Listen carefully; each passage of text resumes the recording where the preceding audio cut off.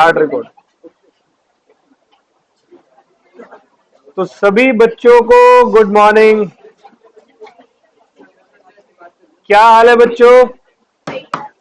क्या हाल है सबके? वेरी नाइस बेटे, बहुत बढ़िया। बिल्कुल आ रही है, आपने वेरी नाइस सर बोला है, मेरे को आई है आवाज। तो ठीक है, तो आप सभी को बहुत अच्छा ब्रेक मिल गया। इतनी देर से आप घूम रहे हो बाहर।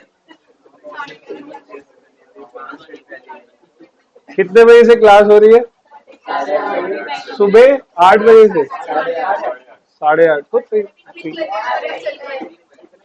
तो बस ठीक है, फिर कोई इतनी बड़ी बात थोड़ी है।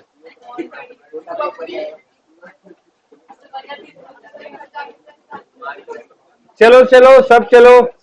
बेटा फोन छोड़ दो, बेटे फोन छोड़ दो। अब ना कोई बात नहीं करेगा। अब सब क्लास में आ जाओ। अब हम क्लास शुरू कर रहे हैं। आप सबको 10 मिनट रेस्ट मिल गया, इनफ रेस्ट है 10 मिनट का। और बेटा समझ में नहीं आ रहा? नहीं आ रहा? तेरी साइकिल ले जाऊंगा अपने घर। ठीक है, तो लेट स्टार्ट। तो आज हम बहुत अच्छा टॉपिक शुरू करने जा रहे हैं। टॉपिक का नाम है एजेंसी। आपको एक बात बता दूं, इंडियन कॉन्ट्रैक्ट एक्ट में स्पेशल कॉन्ट्रैक्ट से सबसे ज्यादा जो क्वेश्चन पूछे जाते हैं वो एजेंसी से पूछे जाते हैं। इंडियन कॉन्ट्रैक्ट एक्ट में स्पेशल कॉन्ट्रैक्ट्स का सबसे मोस्ट इंपॉर्टेंट अगर कोई टॉपिक आ रहा है तो वो एजेंसी का आ रहा है। मैं आपको एजेंसी शुरू करने से पहले मैं ट्राई करूंगा कि एक बार आपको पूरा का पूरा रिवीजन नहीं करवा रहा हूं, गो थ्रू करवा रहा हूं कि अभी तक आपने क्या पढ़ा है। एक अंडरस्टैंडिंग ले लेते हैं। हम सभी बच्चे इंडियन कॉन्ट्रैक्ट एक्ट पढ़ रहे हैं, काफी समय से पढ़ रहे हैं। और ये इंडियन कॉन्ट्रैक्ट एक्ट आप सभी बच्चों का बिल्कुल अंतिम पड़ाव पर है। आप सबने बहुत अच्छा सपोर्ट किया। कॉन्ट्रैक्ट एक्ट अकेला कंसिस्टेंसी मांगता है। अगर आप कंसिस्टेंट हो तो कॉन्ट्रैक्ट एक्ट से अच्छी कोई चीज नहीं है। और बीच में ब्रेक ब्रेक ब्रेक करके ले रहे हो तो फिर वो और भी बुरा हो जाता है। तो हम लोगों ने पढ़ाई कुछ इस तरीके से करी कि आपका पूरा इंडियन कॉन्ट्रैक्ट एक्ट टोटल 2 अलग पार्ट्स में डिवाइडेड है। पहला पार्ट मेरा कौन सा है? पहला पार्ट है जनरल कॉन्ट्रैक्ट, जो आप यूनिट 1, 2, 3, 4, 5, 6 इन सबसे पढ़कर आ रहे हो। फिर आपका दूसरा पार्ट है स्पेसिफिक कॉन्ट्रैक्ट या स्पेशल कॉन्ट्रैक्ट इसको बोलते हैं। 124 से मेरा स्टार्ट है और 238 तक चलता है। सारे सेक्शन नहीं, बीच में गैप गैप करके पढ़ने होते हैं। जहां आपको 5 स्पेशल पॉइंट्स जो है वो पढ़ाए जाते हैं। कितने पॉइंट्स? 5 स्पेशल पॉइंट्स आपको पढ़ाए जा रहे हैं। अब वो 5 स्पेशल पॉइंट्स कौन से आपको पढ़ाए जा रहे हैं स्पेशल कॉन्ट्रैक्ट में? सबसे पहले आपको बताया गया indemnity and guarantee, unit number 7। शायद 2 लेक्चर्स में हमने कंप्लीट किया है, वीडियो भी अपलोडेड है।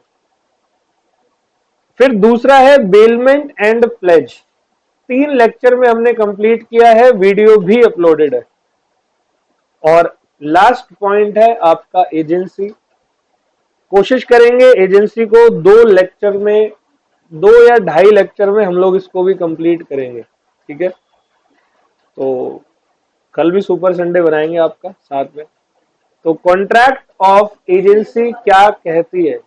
सर आप भी लोगे? यस, मैं भी लूंगा कल संडे को क्लास। तो एजेंसी क्या कहती है? Section 182 to 238। ऑल वेल, जितने बालक, जितने बच्चे यहां पर बैठे हैं, कृपया करके अच्छे से अंडरस्टैंड करना जो मैं आपको बताने जा रहा हूं। एजेंसी का मतलब होता है एक relationship between principal and agent. 2 लोगों के बीच का रिलेशनशिप। एक प्रिंसिपल होता है और एक एजेंट होता है। प्रिंसिपल का मतलब आप बच्चों क्या समझते हो? आप पक्का वही सही समझते हो। आपके स्कूल में सबसे बड़ा हेड कौन था? प्रिंसिपल। मतलब आप फिलहाल तो यही समझ कर आ रहे हो। यहां भी हेड प्रिंसिपल ही है। एक बंदा है प्रिंसिपल, वो क्या कर रहा है? वो अपने काम अपने कॉन्ट्रैक्ट अपने आप से नहीं कर रहा, वो अपने काम अपने कॉन्ट्रैक्ट किसी और के थ्रू करवा रहा है। अब जैसे कि मुकेश अंबानी है, मुकेश अंबानी की कितनी कंपनीज है आप सब बताएंगे? सर पता नहीं, बहुत है, इतना पता है। एक बंदा जो मल्टीपल जगहों पर ऑक्यूपाइड है, क्या वो मल्टीपल जगहों पर मल्टीपल कॉन्ट्रैक्ट करने के लिए हमेशा अवेलेबल रहता है? तो बेटा मेरे, याद करो सेल्स ऑफ गुड्स एक्ट का सेल बाय मर्केंटाइल एजेंट। मैंने बताया था सेल्स ऑफ गुड्स एक्ट में जहां पर एक नॉन ओनर ट्रांसफर कर सकता है, सेल्स ऑफ गुड्स एक्ट में एक नॉन ओनर ट्रांसफर कर सकता है क्या? जनरल प्रॉपर्टी किसी भी बंदे को, मतलब वहां पर एक एग्जांपल दिया था, एक मर्केंटाइल एजेंट जिसको मैंने अपॉइंट किया है वो मेरे बिहाफ पर आगे ओनरशिप ट्रांसफर कर सकता है। ऑल वेल, तो वो जो एजेंट है ना वो किसी के लिए काम कर रहा है। यार मेरे को ना प्रॉब्लम हो रही है बहुत,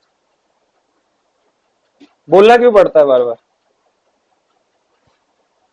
आप लोग हरकत कर रहे हो, यहाँ दिमाग चल रहा होता है, तुम यहाँ से छेड़ रहे हो उसको ऐसे ऐसे ऐसे, मेरा माइंड नहीं जाएगा कहीं और? क्यों छेड़ रहा है उसको तू? चलो, आप जब अब कुछ बता रहा हूं, एक्सप्रेस कर रहा हूं, तो थोड़ा ध्यान से, बीच में छेड़ो मत एक दूसरे को। ठीक है, क्लास में भीड़ बहुत ज्यादा है, चिपक के बैठने का मौका मिल रहा है तुम्हें, तो इसका मतलब ये थोड़ी फायदा उठाओगे। चलो अब सुन लेना टॉपिक। दक्ष तेरा दोस्त नहीं आया? आया अब देख मेरे 2 मिनट खराब हो गए ना तेरी इस हरकत की वजह से। अब तो कुछ भी पूछ, क्लास से पहले पूछा कर। All well, let's start. फिर से बता रहा हूं, मैं आपको पढ़ा रहा हूं एक बहुत अच्छा टॉपिक जिसका नाम है कॉन्ट्रैक्ट ऑफ एजेंसी, और ये टॉपिक सेक्शन 182 से स्टार्ट होता है और जाता है 238 तक। सारे सेक्शंस आपको नहीं पढ़ने। ये टॉपिक क्या कहता है, एजेंसी वर्ड क्या होता है? एजेंसी वर्ड जो है वो एक रिलेशनशिप को डिस्क्राइब कर रहा है, और वो रिलेशनशिप है प्रिंसिपल और एजेंट के बीच में। जहां पर एक पर्सन है एजेंट, वो बाहर की दुनिया के लोगों से कुछ कॉन्ट्रैक्ट कर रहा है अपने बिहाफ पर नहीं, किसी प्रिंसिपल के बिहाफ पर, for the sake of money ही कर रहा होगा। ऑल वेल, ठीक है, पैसे के लिए कर रहा होगा। एजेंट कॉन्ट्रैक्ट कर रहा है, लेकिन वो एजेंट अपने बिहाफ पर नहीं कर रहा है, किसी और के बिहाफ पर कर रहा है। तो जिसके बिहाफ पर कर रहा है उस बंदे को हम बोलेंगे प्रिंसिपल। क्या बोलेंगे? जो कर रहा है उसको बोलेंगे एजेंट, और उन दोनों के बीच के रिलेशन को आप बोलोगे प्रिंसिपल एंड एजेंट का relation, the relationship between principal and agent. बोलो ओके। कोई दिक्कत किसी बच्चे को? तो याद करते हैं आपका कंसिडरेशन नाम का topic, unit number 2, Indian contract act, जहां आपको मैंने पढ़ाया था कि जनरल कंसेप्ट है कि कंसिडरेशन एक कॉन्ट्रैक्ट में होना जरूरी है। जनरल कंसेप्ट, कंसिडरेशन इज जरूरी फॉर मेकिंग कॉन्ट्रैक्ट, यस और no? But there are some exceptions where no consideration no contract will be valid. याद है सबको? तो उसके कुछ पॉइंट्स थे, ऐसे बता देता हूं। नेचुरल लव एंड अफेक्शन, दूसरा टाइम, बेटा वो प्रिविटी है, time barred depth, past voluntary service, charity gift. एक चीज बड़ी इंपॉर्टेंट है जिसके लिए बता रहा हूं, एजेंसी। याद है आपको मैंने कहा था एजेंसी के रिलेशनशिप में कंसीडरेशन ना भी हो तो भी वो रिलेशनशिप वैलिड है। इट मींस प्रिंसिपल ने एजेंट को कोई कंसीडरेशन नहीं दिया है और एजेंट ने काम करा प्रिंसिपल के बिहाफ पर, एजेंट से कोई गलती हो गई, बेशक बिना कंसीडरेशन है, principal can take legal action against agent. ये एक्सेप्शन है किसका? कंसीडरेशन का। ऑल वेल, तो यहां पर एक बात आपको एक्सप्रेसली बता रहा हूं कि रिलेशनशिप ऑफ एजेंसी में कोई आवश्यकता नहीं है कंसीडरेशन की, कंसिडरेशन जनरली होता है, बट विदाउट कंसिडरेशन भी कॉन्ट्रैक्ट ऑफ एजेंसी बन सकता है। बोलो कोई प्रॉब्लम? तो कॉन्ट्रैक्ट ऑफ एजेंसी को आप बच्चों तुम सब बताओ कि क्या अंडरस्टैंड कर रहे हो अपने दिमाग में।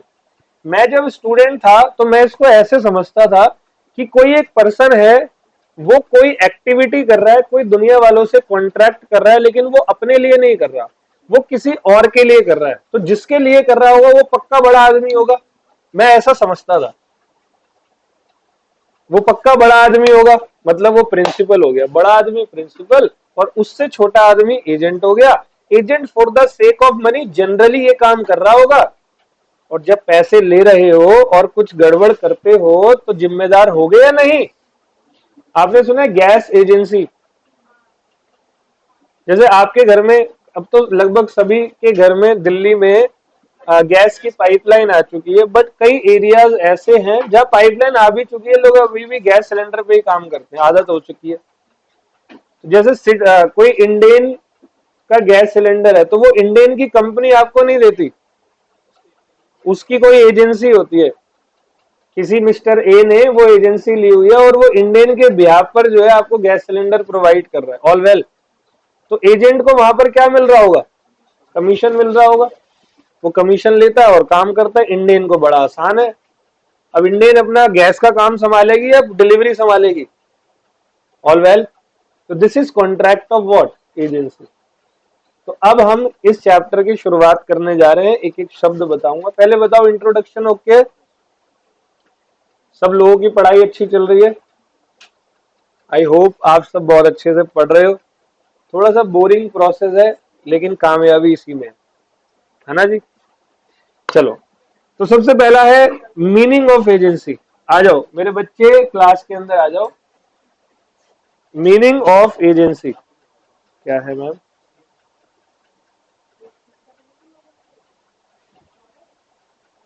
मैम बॉम्ब तो नहीं है कहीं? लास्ट टॉपिक मेरा एजेंसी हो, ठीक है? आ जाओ। कॉन्ट्रैक्ट ऑफ एजेंसी, तो सबसे पहले क्या है? मीनिंग। तो मीनिंग क्या है? मीनिंग है it means the relationship between principal and agent. Contract of agency एक रिलेशनशिप है, किसके बीच में? प्रिंसिपल के बीच में एंड एजेंट के बीच में।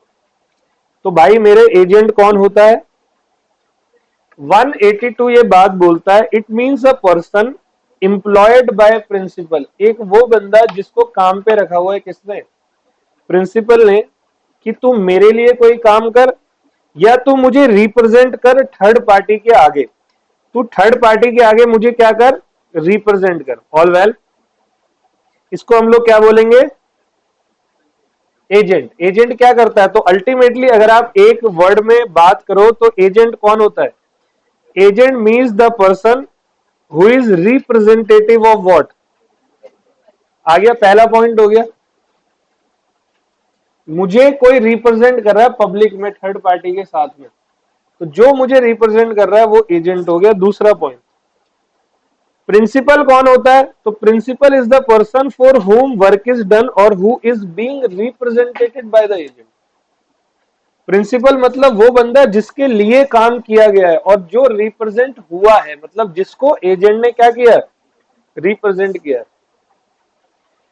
बेटा कौन प्रिंसिपल बन सकता है? कोई भी, only a competent person can be a principal. चलो अब यूनिट नंबर 3 की बात करते हैं। 2 की करी, अब 3 की करेंगे। यूनिट 3 में आप सभी से मैंने यूनिट 3 जब पढ़ाया था इंडियन कॉन्ट्रैक्ट एक्ट का, तो एक टॉपिक पढ़ाया था कैपेसिटी टू कॉन्ट्रैक्ट। कितने बच्चों को याद है? तो संख्या थोड़ी सी कम क्यों लग रही है? मैं पूछ नहीं रहा हूं आंसर, झूठ भी बोल सकते हो, पूछ लो सर, पूरा उधेड़ देंगे। ऑल वेल, तो सभी को, ऑलमोस्ट सब बच्चों को याद है। एक तो मैं आपसे कभी कुछ पूछता इसलिए भी नहीं हूं कि पूछ लूं फिर तुम आपस में बात करो, नहीं मुझे तो आता है, तुझे क्यों नहीं आता? तो तुम यहाँ 4 मिनट लगा देते हो आपस में भिड़ने में, बड़ा डर लगता है इस क्लास में कुछ पूछने में। अच्छा ठीक है, मैं मजाक कर रहा हूँ। कैपेसिटी टू कॉन्ट्रैक्ट नाम का टॉपिक था, जहां मैंने आपको बताया इस दुनिया में हर एक पर्सन एबल है कॉन्ट्रैक्ट को करने से, 3 लोगों को छोड़कर, माइनर को छोड़कर, अनसाउंड माइंड को छोड़कर, पर्सन डिस्क्वालिफाइड बाय लॉ को छोड़कर। याद है? वही मैंने फिर माइनर का टॉपिक पढ़ाया। माइनर कौन होता है? Is not able to make any valid agreement, is not able to make any agreement, minors agreement is void of initio. तो हमने वहां पर माइनर की कुछ पोजीशंस पढ़ी थी, या रूल्स आप बोल सकते हो। माइनर के रूल क्या है? रूल्स तो बहुत सारे थे, सारे रिपीट नहीं करूंगा। एक रूल मैं आपको बताऊंगा, माइनर कैन बी एजेंट। याद है? तो अब देखो यहां इसका आंसर आया, मतलब एजेंट एक माइनर भी हो सकता है। जरूरी नहीं है एजेंट होने में कॉम्पिटेंसी का यूज होगा, कॉम्पिटेंसी का यूज सिर्फ प्रिंसिपल में होता है। बट एजेंट अगर माइनर है then he will not be personally liable. तो फिर प्रिंसिपल बेवकूफ है जो एजेंट को अपने पास, माइनर को अपने पास एजेंट रख रहा है। बेवकूफ नहीं होगा, नॉर्मल काम होंगे तो एजेंसी रख ली, लेकिन बड़े काम है तो आप माइनर से नहीं करवा सकते, वरना माइनर हरकत करेगा और लाइबल कौन होगा? आ गया जी?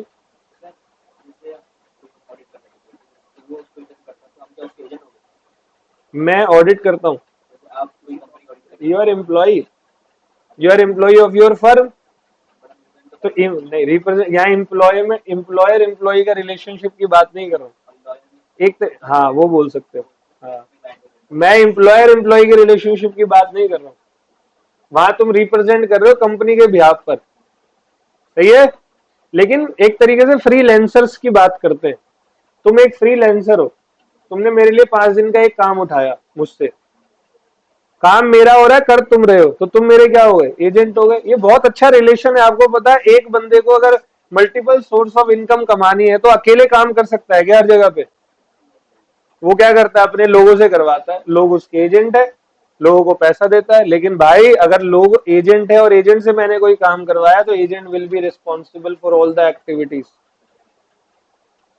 जैसे आप किसी शादी फंक्शन या कहीं जाओ, आपने किसी होटल वाले में पूरी शादी की बुकिंग 20 लाख रुपए में कर दी, आपको क्या लगता है वो पूरा फंक्शन खुद कर रहा होता है? शादी वाला वो केटरर से बात करता है, 5 लाख उसको दिए, फूल वाले को 50,000 दे दिए, है ना जी। और वो जो वेटर वेटर जो आते हैं ना 20-30 लड़के, उनका भी एक ठेकेदार होता है, उसको बुलाया, भाई ये पकड़ 50,000 तेरे लड़कों के एक दिन के।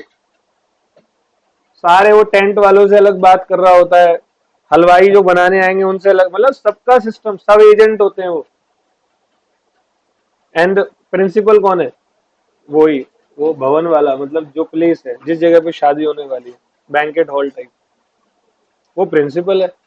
तो इस दुनिया में बहुत काम आसान हो जाता है जब आप एजेंट से करते हो। तो आप खुद सोचो, आपके बहुत सारे काम कोई और कर रहा है। अब सोचो आप सब यहाँ पढ़ने आ रहे हो, सुबह नाश्ता भी खुद ही बनाना होता, ये पढ़ाई करके खाना भी खुद ही बनाना होता जाके, शाम का भी खुद ही खाना, घर भी साफ सफाई आप ही करोगे, बिजली का बिल भी आप ही भरोगे, पानी का भी आप भरोगे, कमा के भी आप ही लाओगे, तो हो गया काम, पढ़ लिए। फिर हेल्प जब होती है, मल्टीपल हैंड्स आपके पास होते हैं तो कितना इजी हो जाती है लाइफ, है ना।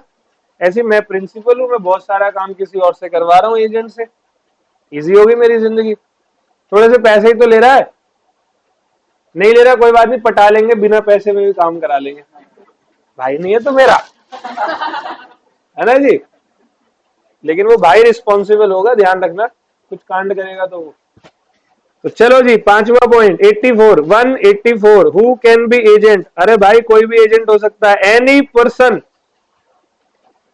वेदर कॉम्पिटेंट और not can become agent. It means a minor can also become an agent, but principal cannot held him liable for any loss accrued to him. All well? बोलो okay. तो उसी agency में मैंने आपको फिर आपको consideration का यूनिट 2 पढ़ाया था। क्या एजेंसी में कंसिडरेशन की आवश्यकता है? सर है भी, नहीं भी है, नहीं होगा तो भी एजेंसी गलत नहीं होगी।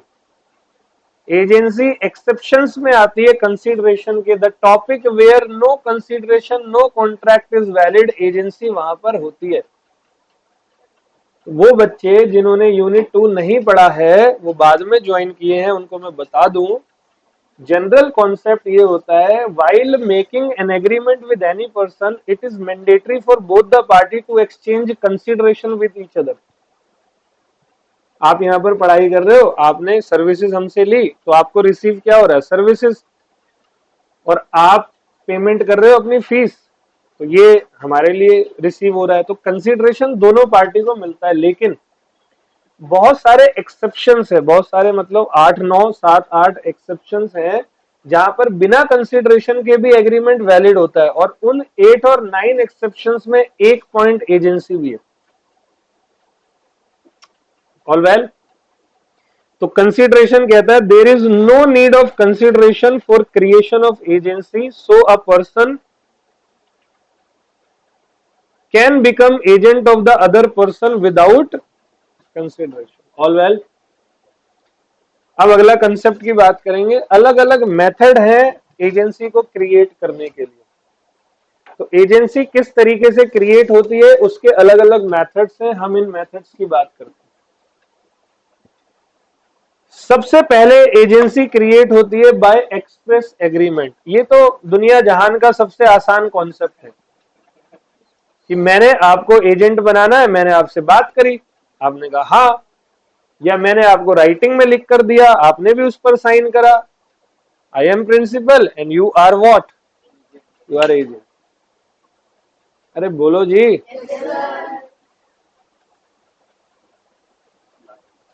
Agency by implied agreement. कभी कभी एजेंसी बाय बनती है कैसे? Implied agreement. तो यहां पर एक शब्द आ गया स्टॉप, लो तुम्हारा favourite word, stopped from denying. आता है सबको? कोई बात नहीं, मैं फिर से पढ़ाऊंगा। अगला है मेरा एजेंसी बाय होल्डिंग आउट। सुना है किसी ने होल्डिंग आउट? तो मैं इसको वैसे इंडियन पार्टनरशिप एक्ट में भी पढ़ाता हूं, सीए फाउंडेशन। तो आप सभी को पढ़ाऊंगा, सीए फाउंडेशन वालों, होल्डिंग आउट। और अगला है मेरा एजेंसी बाय नेसेसिटी। तो इन तीनों की बंद कर दो, चल तो रहा है, ये ले फिर। 16 है नहीं, इसमें 18 है। अब देख थोड़ी देर में ठंडी ठंडी हवा आएगी, उसको उठाओ। यस बेटे, व्हाट हैपन? Nothing sir. अच्छा अगला देखो, अगला है मेरा agency by operation of law. आप by operation of law agent बन गए, मैं आपको ये भी समझाऊंगा, टॉपिक पूरे आएंगे। एंड फाइनल होगा agency by ratification, not rectification, ratification. Ratification means confirmation. मैंने तुम्हें एक काम, जैसे मैंने कभी ऐसा होता है तुम्हारी मम्मी ने तुम्हें समोसे लाने के लिए भेजा, तुम ब्रेड पकौड़े ले आए, हुआ है कभी? अब हुआ है नहीं हुआ है वो अलग बात है, शायद तेरा ही ब्रेड पकौड़े खाने का मन हो, है ना जी। मम्मी ने कहा भाई जाके 10 समोसे ले आओ, तुम्हें दिए, अब तुम लेने गए, साले जब देखो तब भेज देते हैं, मैं बताता हूं इनको। तो गए, कह रहे लाऊंगा यही समोसे, तुझे क्या पसंद है दीपक? ब्रेड पकौड़े, वही लाएंगे। तो गए ब्रेड पकौड़े उठा के लिए। अब तुम ब्रेड पकौड़े लाए, मम्मी ने वो पैकेट खोला, लिफाफा सा होता है ना वो खोला, अंदर से ब्रेड निकली और रख दिया। मम्मी ने आपसे कुछ भी नहीं बोला। This is called ratification. आपके द्वारा किए गए काम को मैंने कंफर्म कर दिया, रेटिफाइड कर दिया। मैं तुम्हें कूट भी सकता था, मतलब मम्मी अपने बच्चे को, लेकिन उन्होंने रेटिफाइड कर दिया, कोई बात नहीं यार बच्चा है, दिन में 10 बार तो मैं ही दौड़ा देती हूँ उसको है ना। एक मम्मी है एक बीवी है, इतना दौड़ाती है भाई साहब, वो कहती तुमने किया ही क्या। मेरी वाइफ 12-18 काम करवा लेती है 1-1.5 घंटे में जब मैं फ्री होता हूँ, फिर कहती तुम कुछ करते ही नहीं। वेरी नाइस यार। और साला कुछ बोल भी नहीं सकते वहां पे, क्योंकि तुम काम गिनवाओगे फिर वो अपना गिनवाएगी सुबह से रात तक का, रो रो के। हाँ रोएगी उस टाइम नहीं, पहले बताएगी जब उसको लगेगा मेरी बातों का जो वजन है ज्यादा हो चुका है, फिर वो रोना स्टार्ट कर देगी। फिर आप क्यों मना किया धनिया लाने के लिए, ले ही आता, इसीलिए ले ही आता हूं मैं। वो कभी भी, मेरी वाइफ मुझसे कहती है, मैंने आज तक अपनी लाइफ में उसको मना नहीं किया, उसने जो बोला मैंने वो काम किया। कह रही पंखा साफ करो, मैं खड़ा हो गया, बेशक मैंने सोचा ही नहीं, मैं क्लास में इतने बच्चों को पढ़ाता हूँ, मुझे सर सर कहते हैं, वो ये सोचेंगे हाफ पैंट में पंखा साफ कर रहा है। मैं करता हूँ, मुझे वहां कोई शर्म नहीं आती, मुझे पता है पंखा साफ नहीं किया तो ज्यादा शर्म आएगी वो फिर। और साफ करते करते बोलती भी, कोई कहेगा इस आदमी को, ये इतने बच्चों को पढ़ा के आ रहा है, पंखा साफ कर रहा है। मैं कहा बड़ी बेकार औरत है तू यार, औरत मत बोल। चलो आगे की बात करते हैं।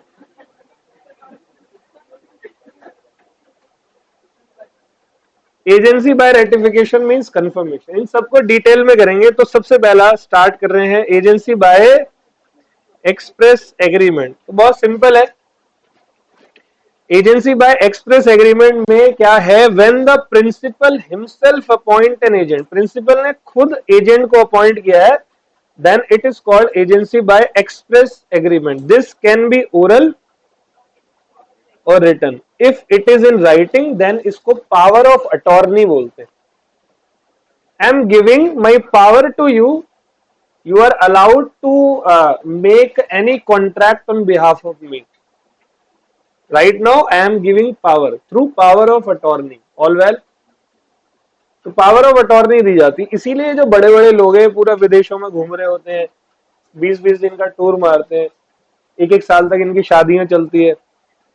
तो इनकी ये शादियां चल रही है, एक एक साल तक ये एंजॉय कर रहे हैं, लेकिन इनके सारे काम हो कैसे रहे, इनके एजेंट बैठे हुए, उनको पावर ऑफ अटॉर्नी दी जाती है और वो लोग ये काम करते हैं, पैसा मिलता है उनको। ठीक है, अब दूसरा एजेंसी है, एजेंसी बाय इम्प्लाइड एग्रीमेंट। तो बच्चे मेरे, इम्प्लाइड एग्रीमेंट का मतलब, अब तो खैर सर पूछो ही मत, अब तो सर पता लग गया इम्पोज बाय लॉ, या इसको शुद्ध हिंदी में अगर आपसे पूछा जाए तो सर ऐसा एग्रीमेंट जहां पर बोलने की जरूरत नहीं पड़ती, ऐसा एग्रीमेंट जहां पर बोलने की जरूरत नहीं पड़ती, ऑटोमेटिकली ये एग्रीमेंट बन जाता है। मतलब आपसे प्रिंसिपल ने ना तो लिखवाया है ना बोलकर आपको एजेंट बनाया है, कोई सिचुएशन ऐसी आ गई दैट की आप ऑटोमेटिकली क्या बन गए, एजेंट बन गए। ठीक है, तो ये सिचुएशन आपके पेपर में बहुत बार पूछी गई है, खासकर इसकी 1-2 होल्डिंग आउट, तीसरी वाली नेसेसिटी वाली, एज इट इज क्वेश्चन आता है आपके एग्जाम में नेसेसिटीज से। तो एक एक करके मैं आपको बताऊंगा। सबसे पहला एजेंसी बाय इम्प्लाइड एग्रीमेंट। तो मेरे बच्चे, इसमें लिखा है in this mode the principal does not appoint an agent, principal ने एजेंट को अपॉइंट नहीं किया इस मोड में, रेदर सर्कमस्टांसेस और situation appoint the agent, circumstances और सिचुएशन ने एजेंट को अपॉइंट किया है। तो सबसे पहली एजेंसी मेरी क्या है लाइफ की, एजेंसी बाय स्टॉपेल। कुछ बच्चे नए भी हैं, उनको इसके बारे में नहीं पता शब्द को, मैं इसको एक्सप्रेस कर देता हूं। बेटा स्टॉपेल वर्ड का मतलब, लॉ का मतलब होता है स्टॉप, देखो लिखा भी है स्टॉप फ्रॉम, मतलब अगर आप मना कर रहे हो तो आपको लॉ ने अब मना करने से रोक दिया, अब आप मना नहीं कर सकते। ऑल वेल, या something which is already accepted by conduct in the past, past के किसी कंडक्ट को ऑलरेडी एक्सेप्ट किया हुआ है। आपको याद है मैंने एक एग्जांपल दिया हुआ है, एक मोबाइल शॉप का, मोबाइल शॉप वाला, काउंटर वाला, है ना, वही याद है, कुली से भी ज्यादा अच्छा है। देखो क्या है, ये पी भाई ए के साथ में कहीं जाता है, ठीक है, ये पी और ए और पी दोनों कहीं जा रहे हैं, किसी के घर पहुंचे, ए ने टी को ये बात बोली पी के सामने, ए ने बोला आई am the agent of P, अच्छा वो एजेंट था ही नहीं, ए और पी दोनों जा रहे हैं किसी के पास। पी का कोई काम है, पी कुछ नहीं बोल रहा, ए ने वो काम बोला। तो टी ने पूछा, टी मीन्स थर्ड पार्टी, उसने पूछा who are you, I am the agent of P. P ने ऑब्जेक्ट, पी चुप रहा, चुप रहा, ओरल बोला, रिटर्न बोला, मतलब एक्सप्रेस नहीं है। पी चुप रहा, पी ने कुछ नहीं बोला, टी ने उसके साथ में एग्रीमेंट बना लिया, ये सोचकर कि A is the agent of P. All well, future में कोई समस्या आएगी इस टी को, तो वो इस पी से जाकर बोलेगा और पी डिनाई। स्टॉपेल मीन्स यही है, स्टॉप्ड फ्रॉम डिनाइंग। बताओ किस बच्चे को नहीं आया, जल्दी बताओ। कोई हाथ खड़ा करना चाहता है कि सर एक बार और बता दो, पक्का? एनीवन? चलो ठीक है, शर्माओ मत, पूछ लो, अगर दोबारा पूछना चाहते हो तो पूछ सकते हो। चलो डन, मतलब मैंने अच्छे से बता दिया। अब इसका एग्जाम्पल देखो, बिल्कुल सही है, ये उसी लैंग्वेज में मैंने ये लिखा हुआ है, एक बार रीड आउट कर लेता हूं। A tells T in the presence of P, A T को कहता है पी की प्रेजेंस में दैट ही मतलब मैं is P's agent but P does not object this statement knowing that A is not his agent, जबकि ये agent नहीं था, लेकिन पी ने मना भी नहीं किया। Later, T enter into a transaction with A, assuming that A is P's agent. Here, P later on wants to refuse the authority of A. Can he do so? No. Here, P is bound by the act of agent because ये यहां पर वो बंदा agent बना है bye estoppel. बोलो okay. Simply ले, मैंने और लिख दिया बॉक्स के अंदर, simply agency bye estoppel arises when a person by his conduct or words leads third party to believe that a certain person is his what? Believe करवा रहा है, बोल कुछ नहीं रहा, क्योंकि बोलेगा लिखेगा तो एक्सप्रेस एग्रीमेंट हो गया, बिलीव करवा रहे हैं। ऑल वेल, किसी बालक को कोई दिक्कत है? अगला इंप्लाइड का बड़ा इंपॉर्टेंट, ये पता है आपके पेपर में 90% चांस है इंप्लाइड से क्वेश्चन आने के, 10% बाकी कोई, 90% यहीं से क्वेश्चन आता है। तो रेडी हो? आ रहा है समझ में? अगला है एजेंसी बाय होल्डिंग आउट। मैं आपको पहले एग्जांपल दूंगा अपने अंदाज में, अपनी स्टाइल में, एंड देन फिर आपको पढ़ाऊंगा। मान लो मेरी एक फर्म है,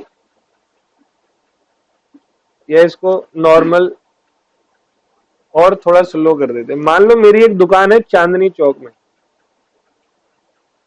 चांदनी ओ मेरी चांदनी, ठीक है। गया है कोई तुम में से चांदनी चौक? लगभग सभी गए। बहुत मजा आता है, पता नहीं मुझे बहुत मजा आता है वहां जाके, तुम्हें पता नहीं। जब तक 20-50 धक्के ना लगे लाइफ में तब तक मजा है। वहां तो चलते नहीं है, लोग चलवाते, खड़ा है वो खुद ही ले जाएगा कहीं भी। यहाँ कैसे आ गया मैं? बड़ा मजा, और सब कॉमन पीपल से लगते हैं वहां पर, क्योंकि सब वो रोड साइड फूड ही खाते है ना। वहां एक जलेबी वाला है, रबड़ी जलेबी, 100 रुपए की एक देता है, इतनी सी दुकान है जितने में मैं बैठा हुआ हूँ, और डेली का गल्ला है 10 लाख रुपए का। इतनी सी दुकान है, 4 लड़के रखे हुए हैं, वो सिर्फ एक बात बोलते हैं, लाइन में लोगो, लाइन में। लाइन लगती है उसके बाद जलेबी खाने के लिए। वो 4 लड़कों का एक ही काम है, सबको ये लाइन में लोगो, बीच में नहीं। मैं भी 2-3 बार घुसने की कोशिश करी, पता नहीं कहां से, कौन सी आंख से देख लेता साला आगे। लाइन में नहीं लगाना, मैं एक जलेबी खिलाऊंगा, मत लगने देना साले, मेरी दुकान है, भाग यहाँ से, भगा देते हैं। तो चांदनी चौक में मेरी एक दुकान है, ठीक है। और मेरी दुकान में पिछले 15 साल से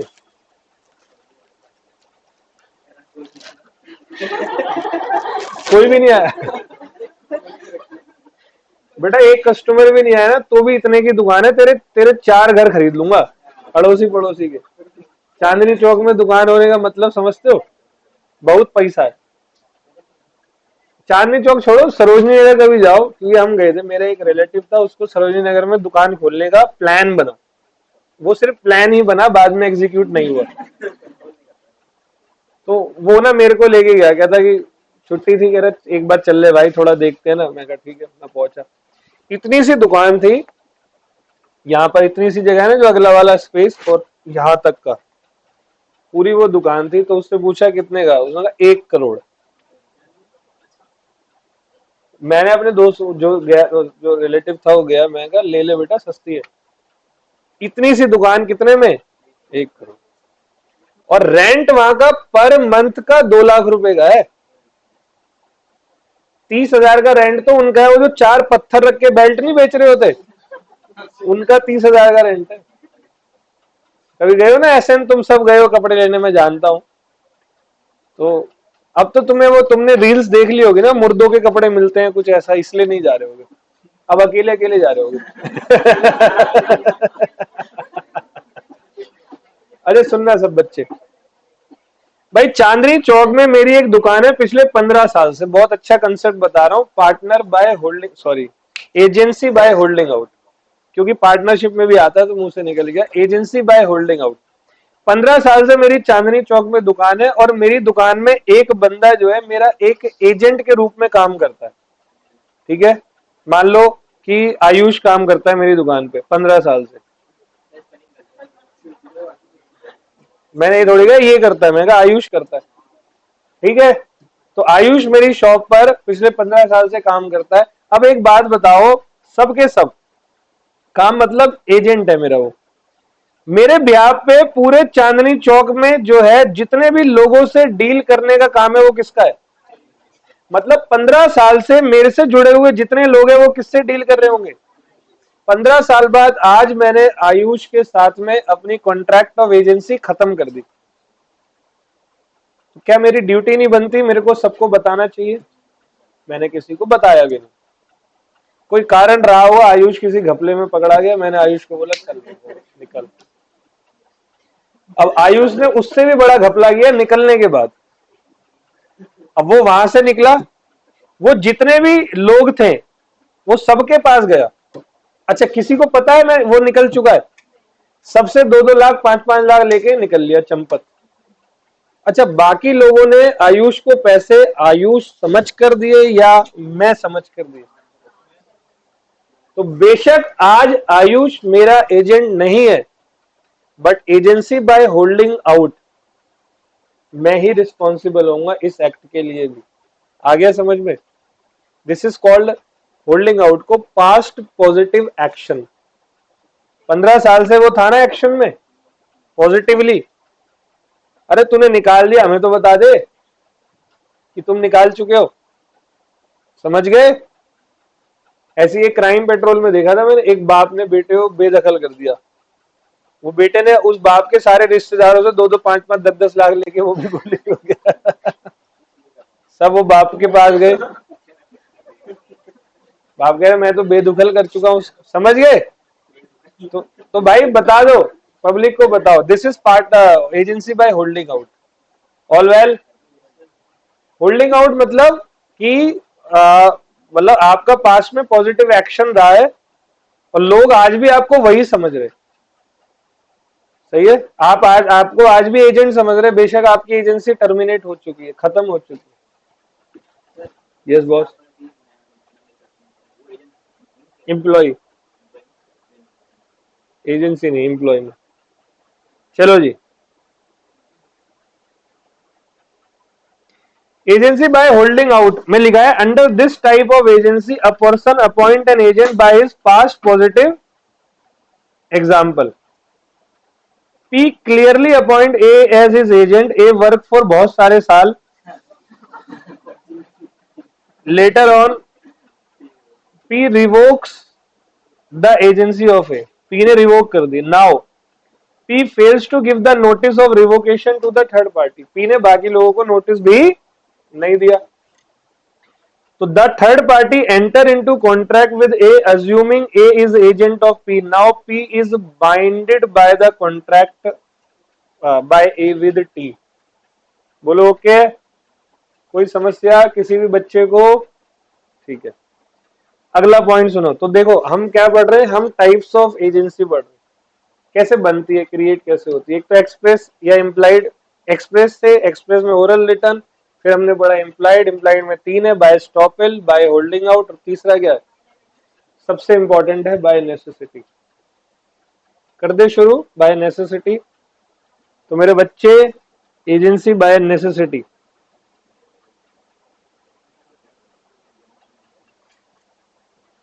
कभी कभी कोई बंदा हमारा एजेंट नहीं होता, लेकिन फिर भी वो कोई ऐसी समस्या, कोई ऐसी जरूरत आन पड़ी जिसकी वजह से ऑटोमेटिकली वो मेरा एजेंट बन गया। बिना एग्जाम्पल के नहीं आएगा समझ। तुम लोग सब सुबह सुबह तुम्हारे घर में मिल्क आता है, मिल्क, दूध। दूध एक ऐसी चीज है जो सबके घरों में आनी ही आनी है ना जी। या तो तुम दूध पीते होगे, नहीं तो छाछ पीते होगे, लस्सी, मीठी लस्सी है, या मिठाई बनती होगी, या कुछ लोग भांग भी पीते होगे। दूध से ही बनती होगी। सुनते रहना। दूध कितना जरूरी है जरूरी या नहीं? लेकिन दूध का नेचर क्या होता है? पेरिशेबल, जल्दी खराब हो जाता है। गुजरात से एक बहुत बड़ा पानी दूध का टैंकर जो है वो दिल्ली की तरफ आ रहा है। ठीक है, इमीडिएट बेसिस पर पहुंचना होता है उनको। जैसे कोविड हुआ था, कोविड में गाड़ियां बंद हो गई थी ना सारी, ये सब बंद नहीं हुआ था। तो नेसेसिटीज थी, सब्जी, दूध, ये सब बंद नहीं हुआ था। तो एक टैंकर जो है वो दिल्ली की तरफ आ रहा है। दिल्ली बॉर्डर पे पहुंचने से पहले कुछ 100 किलोमीटर पहले क्या हुआ कि कोई हाईवे है, मैंने एक बार एक क्लास में बताया हुआ है, कोई हाईवे है, उस हाईवे पर कोई आंदोलन चल रहा था जिसकी वजह से हाईवे बंद था। मान लो किसान आंदोलन चल रहा था। या हमारे भारत में तो ऐसा हो जैसे किसी गांव में कोई मर गया, किसी कारणवश मर गया, वो सब रोड पे आ जाता, बंद। क्यों? बस बंद। चीफ मिनिस्टर आएगा अंतिम संस्कार में तो ही हम उठेंगे, है ना? गलत कह रहा हूं? ये बहुत जगह पर ऐसा देखा गया है। अब भाई हाईवे पूरा ब्लॉक, मतलब अगला आगे का रास्ता ब्लॉक है। अब ट्रक ड्राइवर बैठा हुआ है, थोड़ी देर इंतजार भी किया कि भाई अब खुले, अब खुले, नहीं खुला। अब ट्रक ड्राइवर कह रहा है यार मेरी गाड़ी के अंदर जो है वो है दूध, और ये दूध अगर, अभी तो खैर सुबह सुबह अर्ली मॉर्निंग का टाइम है, जैसी थोड़ी दोपहर चढ़ेगी भीषण गर्मी होगी, और वो सारा दूध जो है टैंकर में, हालांकि उसका टेम्परेचर होता है टैंकर का अंदर से, बट कितना प्रोटेक्ट आप कर लोगे? एक समय पर खराब हो जाना है। उसने कहा यार फंस गए, क्या करें हम? तो देखा एक रास्ता जा रहा है लेफ्ट साइड से खेतों की तरफ होते हुए, उसने अपना टैंकर खेतों की तरफ, कच्ची पक्की सड़क थी, अंदर की तरफ ले लिया। लिया अंदर, कोई एक अच्छा सा टाउन टाइप कोई एरिया था। अब उसने सोचा यार क्या करें। अब उसने फोन निकाला, कॉल कर लेते, तो देखा फोन में नेटवर्क नहीं आ रहे, क्योंकि जब आंदोलन होते हैं तो वहां पर जनरली धारा 144 लगा के नेटवर्क भी बंद कर दिया जाता है। बोलो आया ना? करते नहीं करते? आपने नाम सुना है ये नॉर्थ ईस्ट में मणिपुर? मणिपुर में तो कई महीनों तक इंटरनेट सेवा बंद थी, फोन कॉल भी नहीं कर सकते थे मणिपुर। या कभी कभी आपने देखा वो दंगे इधर एरिया में जाते, धारा 144 लग जाती है, इंटरनेट इंटरनेट सब बंद हो जाता है, कॉल्स भी बंद कर देते। वो कह रहा है यार ये तो नेटवर्क भी नहीं लग रहा। मतलब वो मालिक, जो दूध का मालिक है, उससे वो पूछ भी नहीं सकता अब कुछ। अब वो इस कैपेसिटी में भी नहीं है, लेकिन और हाँ वो गुड फेथ में काम कर रहा है, उसको जेन्युइनली टेंशन है कि यार ये दूध तो खराब हो जाएगा। तो उसने क्या किया, उस पूरे टाउन में बीच में एक जगह थी, उस जगह पे छोटा सा तंबू गाड़ा, एक साफ सुथरी सी बाल्टी लाया, दूध निकाला और वो दूध बेचने लगा सस्ते में। जैसे दूध अभी कितने रुपए लीटर है? गाय काउ मिल्क 60 रुपीज लीटर है, इतना तो पता है मुझे, मैं बिटिया के लिए लाता हूँ अपनी। और 70 होगा, 68 फुल क्रीम, 70 मान लो चलो। 70 रुपए लीटर दूध है, उसने 50 रुपए लीटर दूध जो है बेच दिया। भाई खराब होने से अच्छा ये है कि कुछ पैसा ही आ जाए। तो उसने सारा दूध जो है वो बेच दिया, और बेचने के बाद जब एक दो दिन उसने वहां इंतजार किया, जब वो सड़क वड़क खुली तो वहां पहुंचा, उससे पूछा गया हाँ भाई दूध क्या है, उसने वो सारी कहानी बताई। तो अल्टीमेटली वो जो दूध बेच रहा है ना, तो वो एक तरीके से एजेंट हो गया। वो किसके ब्याह पर बेच रहा है? This is agency by necessity. बोलो ओके। एक केस था, एज इट इज केस है, दूध की जगह मक्खन होगा। Sims and company versus Midland railway company नाम का एक केस था। कुछ बटर रेलवे कंपनी को दिया गया ट्रांसपोर्टेशन करने के लिए एक एरिया से दूसरी जगह पर। एक कंपनी ने, सिम्स एंड कंपनी ने रेलवे कंपनी को बटर दिया, और जर्नी जो है वो डिले, लेट हो गया स्ट्राइक की वजह से। रेलवे की स्ट्राइक थी, अब जो है वो जा ही नहीं सकते हम, ठीक है, वो बटर लेके हम लोग कहीं पर नहीं जा सकते। अब ऐसी सिचुएशन में वो रेलवे क्या करे? अब रेलवे को पता है वो बटर क्या होने वाला है, खराब होने वाला है। तो रेलवे को पता है वो बटर खराब होने वाला है, तो रेलवे ने क्या किया, रेलवे कंपनी ने वो बटर बेच दिया, क्योंकि वो पेरिशेबल नेचर का बटर है। बटर पेरिशेबल होता है नहीं होता? देखो फ्रिज में रखोगे तो प्रोटेक्टिव है, क्योंकि कितने टाइम तक प्रोटेक्टिव रहता है, उसकी भी एक लेंथ होती है, समझ गए? तो सबसे ज्यादा क्या होता है, वो दूध बटर ये सब पेरिशेबल नेचर के, तो रेलवे वाले ने बेच दिया। अब ऐसे में सिमसन कंपनी को गुस्सा आ गया, क्या बात है भाई, क्यों बेच दिया, तुम्हारी हिम्मत कैसे हो गई? उसने उस पर लीगल एक्शन लिया। कोर्ट ने बोला एजेंट है ये, agency by necessity, agency by, आ गया समझ में? कोई दिक्कत किसी बच्चे को? लेकिन मेरे बच्चों, एजेंसी बाय नेसेसिटी तभी वैलिड मानी जाएगी, एजेंसी बाय नेसेसिटी तभी वैलिड मानी जाएगी जब कोई इमरजेंसी सिचुएशन है, that is situation requires immediate action. पहली बात ओके। दूसरी बात, the person acting as agent was not in a position to obtain the consent of the owner. मैंने क्या बताया, फोन में नेटवर्क नहीं आ रहे, कैसे कंसेंट लोगे? या चलो आज 2025 में आप जी रहे हो, कॉन्ट्रैक्ट एक्ट 1872 से चल रहा है, मान लो ये कहानी 1920 की है, अब बताओ वहां फोन होते थे? अरे 1980 1990 में भी नहीं होते थे सर, वो तो 90s एंड में वो आए, वो वाले फोन। मतलब लोगों को शौक था गले में, जैसे तुम आई कार्ड लटका के घूमते हो ना, ऐसे वो एक बद्दी सी लटका के फोन ऊपर रखते थे। वो भी एक स्टेटस सिंबल बन चुका था, क्यों? कि भाई मेरे पास फोन है। फोन होना ऐसा लगता है वो बंदा ही अंबानी है, कसम से मेरे को खुद फील होता था। हमारे घर में फोन नहीं था, तो बहुत टाइम बाद जब कई लोगों पे आ गया, तो मेरे पापा ने लिया था टाटा इंडिकॉम का, छोटा सा फोन था टाटा का। उसमें साले में गेम भी नहीं थी, नोकिया वाले में गेम होती थी, स्नेक वाली, इसलिए मुझे बहुत बेकार फोन लगा वो। तो वो फोन लिया तो एक स्टेटस सिंबल, अरे फोन, पता है मेरे घर में फोन है। लोग अपने घर में लैंडलाइन को सजा के रखते थे कमरे के बीच में, टेबल पे कपड़ा उपड़ा डाल के।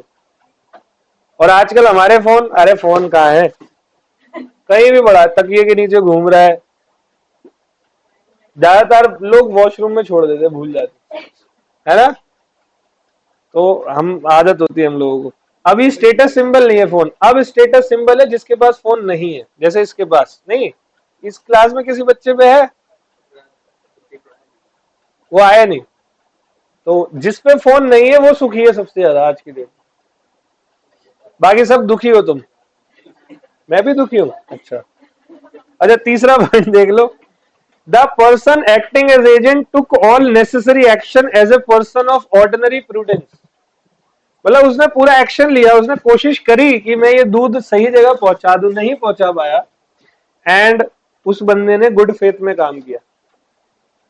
मतलब उसका कोई पर्सनल लालच नहीं था कि उसे बहाना मिल गया, उसने 50 रुपए में दूध बेच दिया, 20 रुपए मार्केट में बताया, 30 रुपए पर लीटर जेब में रख लिए। समझ गए? तो ये सारे हालात हैं जहां पर आप एजेंसी बाय नेसेसिटी काम कर सकते हो। ऑल वेल,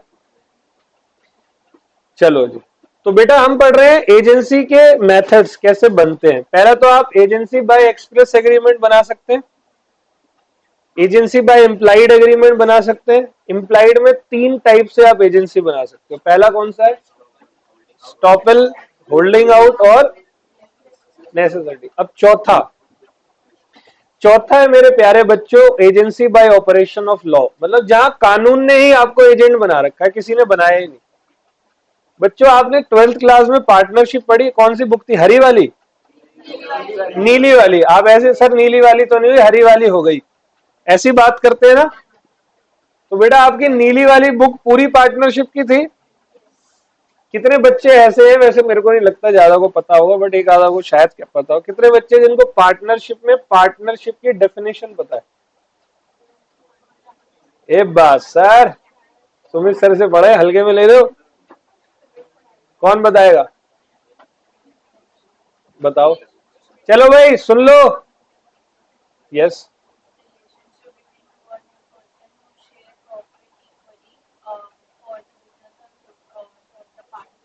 थोड़ा बहुत है, डिगम डिगा सा है, बट ठीक है। और कौन बताएगा? बेटे बता। चुप हो जाओ प्लीज, चुप हो जाओ, मेरे को कुछ बताना है। पहले उससे फिर तुमसे पूछूं। हाँ बेटे बोल। तूने भी तो हाथ खड़ा किया था। एक मिनट, तू बता।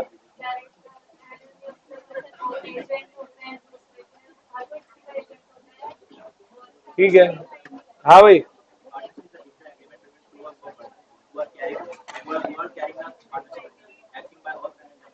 चलो ठीक है, बढ़िया, बेस्ट। चलो बच्चों सुन लो, इसीलिए नहीं पूछता कुछ, जहां कुछ पूछे मैं तो पूछ रहा होता हूँ, उतने में किसी की सास बहू सब चालू हो जाती। आ जाओ। तो agency by operation of law आपको मैं एक्सप्लेन करने जा रहा हूं। बेटा आपने इंडियन पार्टनरशिप एक्ट में पार्टनरशिप का सेक्शन 4 एक्ट है, पार्टनरशिप एक्ट 1932, सीए फाउंडेशन के अंदर भी है। फाउंडेशन वालों तुम्हें पहली क्लास में ही पढ़ाऊंगा और अभी चालू हो जाएगा कॉन्ट्रैक्ट के बाद।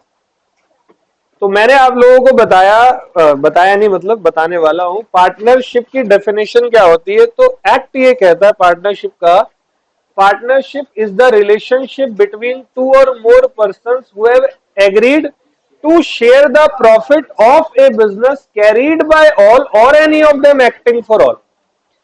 इंडियन पार्टनरशिप एक्ट ये कहता है, मान लो चार लोगों ने मिलकर एक फर्म बनाई, चार पार्टनर ने मिलकर, तो चार के चार पार्टनर एक दूसरे के लिए एजेंट का और एक दूसरे के लिए प्रिंसिपल का काम करते हैं। It means what?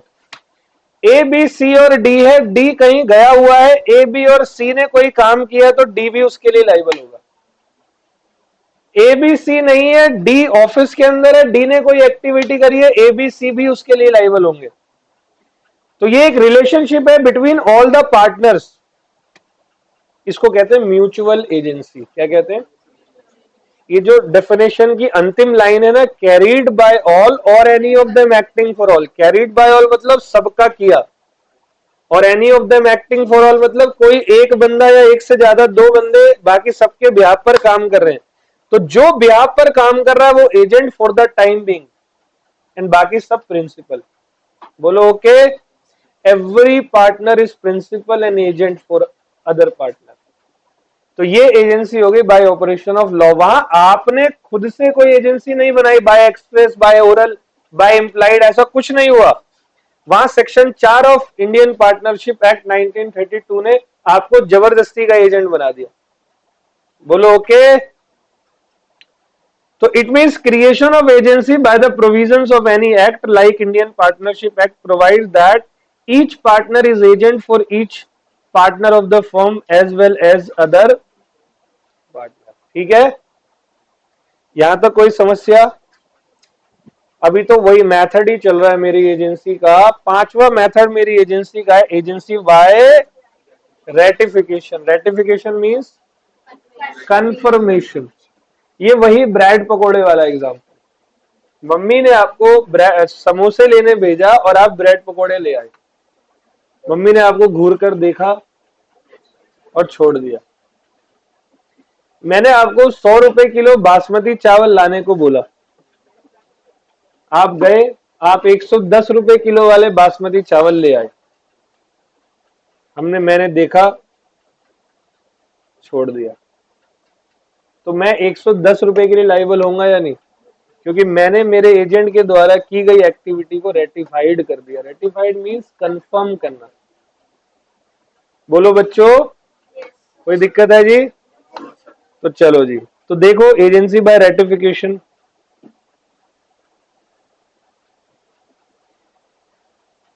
तो अच्छा एक बात बोलनी है, 14 जून से 14 जून ऑनवर्ड्स, 14 जून को सैटरडे और 15 को संडे, तो हम लोग मंडे 16 जून से राइटिंग प्रैक्टिस चालू कर रहे हैं। कौन सी? आप सभी की ड्यूटी है, जितने सीए फाउंडेशन बैठे हुए हो सबकी ड्यूटी है, जितना आपने मुझसे सिलेबस में पढ़ लिया है, तो पहले मैं writing practice sales of goods act की करवाऊंगा। आपकी ड्यूटी है आने वाले एक हफ्ते के अंदर जिन्होंने सेल्स ऑफ गुड्स एक्ट कर लिया है, वो सभी बच्चे सेल्स ऑफ गुड्स एक्ट को तगड़े तरीके से अपने बुक से, आईसीआई के मटेरियल, मैंने जो किताब दी है, मेरे नोट्स, जहां से आपको करना है आप तगड़े तरीके से कर लो। कर लोगे तो राइटिंग हो जाएगी, नहीं तो नहीं होगी, नहीं तो मैं करवा के चला जाऊंगा, आप बैठे रहोगे। तो मैं एक प्रैक्टिस सेशन आपकी हर क्लास के बाद रखा करूंगा, कोशिश करूंगा क्लास के लास्ट हाफ एन आवर मेरा राइटिंग रहे। तो प्लीज प्लीज आप सभी, ये मैं सुबह बोलने वाला था, बोलना भूल गया, अभी बता रहा हूं, ठीक है? तो फिर वो रेगुलर चलेगा। यूनिट 1 एक दिन करेंगे, यूनिट 2 दूसरे दिन, यूनिट 3 4 फिर कॉन्ट्रैक्ट चालू करेंगे, चलता रहेगा। तो दो बेनिफिट है। पहला बेनिफिट, जब मैं क्वेश्चन करवाऊंगा तो पहले से बता दूंगा ये आपके क्वेश्चंस होने वाले हैं। तो जब मैं आपको करवाऊंगा तो आपको पहले से अंदाजा हो जाएगा कि ये होने वाला है, तो आप अपने घर से भी कर लोगे। तो साइमल्टेनियसली राइटिंग प्रैक्टिस करो, क्वेश्चंस मैं कुछ प्रोवाइड आपको करने वाला हूँ। तो बस सबके सब अपनी तैयारियां चालू कर दो। सीए फाउंडेशन, तुम्हारा भी समय आ चुका है, अब मरने नहीं वाले हो, सितंबर में एग्जाम है। ओके, रेटिफिकेशन मींस, तो ratification means regularisation, that is confirmation of past irregular act of agent by the principal. तो यहाँ एग्जांपल है, P authorised A for buying 100 kilo of rice at ₹100 per KG. A bought the rice in the name of P. A ने P के नाम पर 110 वाले चावल ले लिए, बाद में पी ने एक्सेप्ट कर लिया वो 110 रुपए वाले चावल का। Here is ratification by P through what? Implied contract. All well. लेकिन मेरे प्यारे बच्चों, रेटिफिकेशन के कुछ रूल्स हैं। रूल नंबर 1, रेटिफिकेशन एक्सप्रेस भी हो सकता है, और मैंने बोला ना, मम्मी ने बस एक बार तुम्हें देखा और अपने काम में लग गई, मतलब इम्प्लाइडली बिना कुछ बोले उन्होंने रेटिफाइड कर दिया। तुम 110 वाले चावल ले आए, तुमने चावल उठाए, छोड़ दिया, रेटिफिकेशन हो गई, है ना? ये इम्प्लाइड है। और एक्सप्रेसली मतलब बोलकर, चल कोई बात नहीं, 110 वाले ले आया, मुझे अच्छी क्वालिटी के चाहिए थे, तू और अच्छी क्वालिटी के ले आया, कोई बात। तो by the conduct of the principal, दूसरा इंपॉर्टेंट पॉइंट है, the principal must be in existence at the time when irregular act was done by the agent. आपको एक बात बताऊं, 99% बच्चा इस पॉइंट को हमेशा गलत इंटरप्रिटेट करता है। चलो आप पढ़कर बताओ कि आप इसको क्या इंटरप्रिटेट कर रहे हो।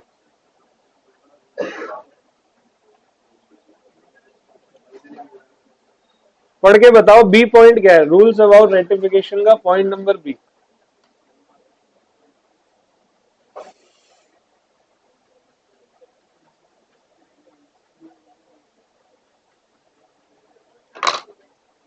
आपको ऐसा लग रहा होगा, यहां लिखा है the principal must be in existence at the time when irregular act was done by the agent.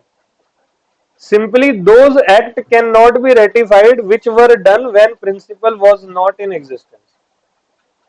आप ये सोच रहे होगे जब ये हरकत हो रही है तो प्रिंसिपल वहां खड़ा हो चिपक के, तो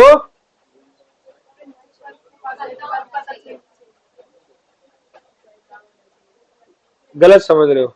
और बताओ कौन क्या समझ रहा है? जिंदा होना चाहिए। तो मरे हुए का मैं एजेंट बन कैसे सकता हूँ, पहले तो ये बता। बिटिया मेरी पैदा नहीं, उसके नाम पे लोन लिए जा रहा हूँ पब्लिक से कि आएगी, कभी तो आएगी। अरे जो है ही नहीं उसके ब्याह पे कैसे बनाओगे? सुनना, सब सुनना बहुत अच्छे से, बहुत इंटेलिजेंट टॉपिक है। सीए इंटरमीडिएट का टॉपिक है, और वो भी उसके दूसरे चैप्टर में मैं पढ़ाता हूँ लॉ के अंदर। सुनना, पहले मैं उसको पढ़ाऊंगा, देन आपको यहाँ पर कृपया 5 मिनट शांति से सुने। आपको पता है एक कंपनी को कौन बनाता है? मतलब बनवाने की प्रक्रिया तो लॉ के थ्रू ही होती है। मतलब कौन? आपने वर्ड सुना है कौन?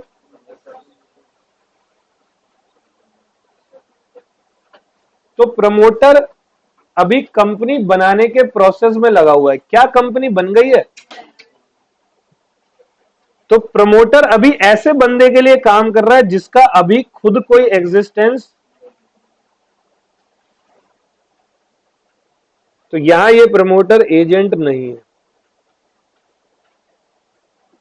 आप एजेंट तभी बन सकते हो जब आपका प्रिंसिपल एग्जिस्टेंस में हो।